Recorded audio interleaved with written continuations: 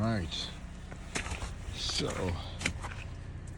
I decided to stay in the wild last night, but because it rained the day before in the morning, so I was rushed out of my BV tent from the forest, and yeah, I really had to hurry to get out of the woods because of the wind chill, and as you know, wetness with cold can be very dangerous. You can really get frostbite, and I did start having loss of sensation in my fingertips, which was very concerning to me, but I'm good. And so then I thought, okay, let's see what we can do. Let's see. I had a bit of a time to kind of warm up, and I found a snowbank. You can see there's quite a big snowbank here, and I decided to build this sort of like a bunker for myself. This bunker is kind of my idea, I would say. Basically what I did was I cut a hole with a shovel, and a small military shovel, which you can obtain. Basically I cut a hole in the side of a mound, of a snow mound like this. It's been piled for several days. I dug to about 75% of my height, and then I thought, okay, wait, what happens if the mound collapses on me at night? And look at this. This is probably good 500 plus pounds of snow.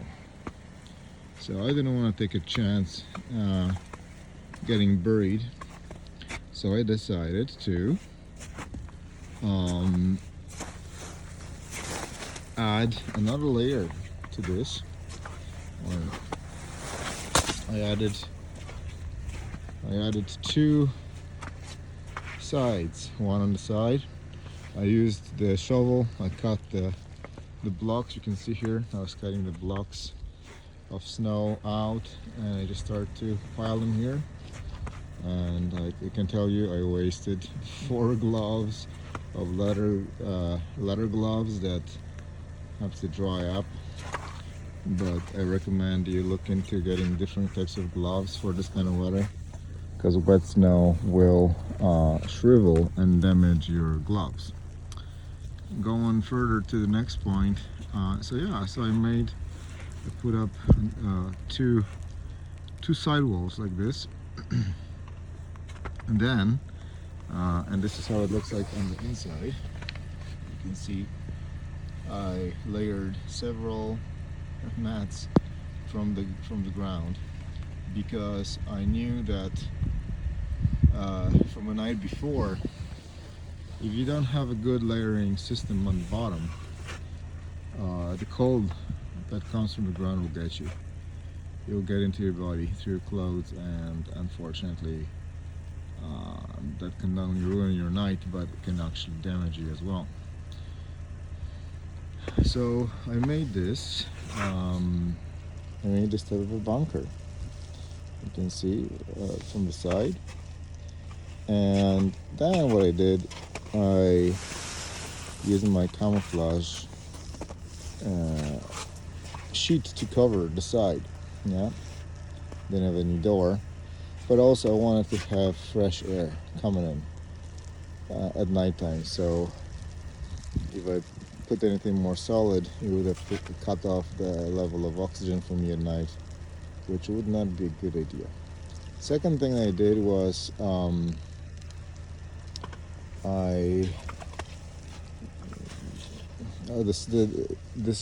the roof looks like it's made of snow, But what I did was I took a few branches. You can see some branches here sticking out. I took a few branches. I broke off branches from pine trees, and and I put them on top. I took a few smaller pieces, I crisscrossed them, and then I'll show you what I did here. I took a military, I'm gonna take this apart now. I took a military poncho, canvas poncho, because I wanted to spare myself the amount of time I would be focusing, seeing this is the poncho I used to put on top, and then I put snow on top of that. And then I realized it was leaking, so I added plastic. Found a plastic bag in my car, I cut it up into pieces, and voila, I used it as a form of insulation, and also to prevent the rain from coming through. Did it work? Not really.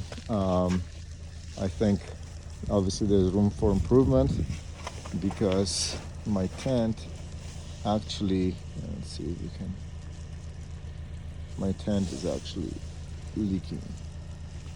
Yeah, so it actually leaked so bad at night last night because it rained that I was forced to escape. Luckily I parked my car right in front of this shelter, so I could go inside of the car. But this is a very risky business, guys. You really need to know what you're doing. One thing that I completely overlooked when it comes to winter is the fact that in the winter you may experience rain, and rain with snow, which will go right through your materials. It will go through your tent, it will go through your sleeping bag if you don't have the right type of clothing. I am super fortunate. I had extra pairs of jackets and gloves that I kind of hoarded in my car. So fortunately, that saved me, because I would have not had any dry clothes by yesterday morning, actually. So luckily I did, and basically this shelter, I think, is what could be better about it is when you layer instead of using canvas, I would just buy a cheap plastic tarp. I would put on top and cover it with snow. Canvas obviously will get wet and things will go through it. So that's part of the reason why I ended up getting the water coming through at night. The other thing that could be better, well, actually, that's probably the main thing. And yeah, everything else was good. So yeah, it was a great little experiment. I'm glad I was able to survive this, but you can try this for yourselves. Again, instead of using canvas or branches, use plastic, use some kind of a tarp to insulate and to prevent the water from coming through, or you'll have to escape like I did. And if you don't have warm clothes to replace your current ones, they're wet, I'm not sure. I think you're really risking frostbite and hypothermia, and that's not good, because I think we all like our fingers and toes and being healthy. Okay, what? Tell me what you think. Tell me what you would do better, or what could be improved. Again, this is the shovel I used. Yeah, it's one of the shovels.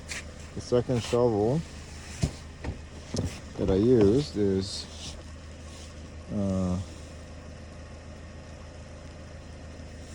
it's a small military shovel. I'm trying to find it right now. Now, this is another really good piece of advice that I would recommend about shovels is get a shovel that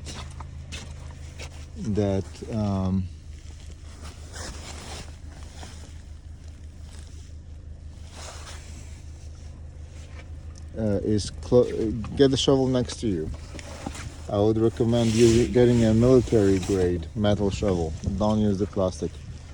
Plastic is unreliable. It could break. Metal shovels by cold steel could be quite good and save your life. All right, hope you're well. Take care and tell me what you think.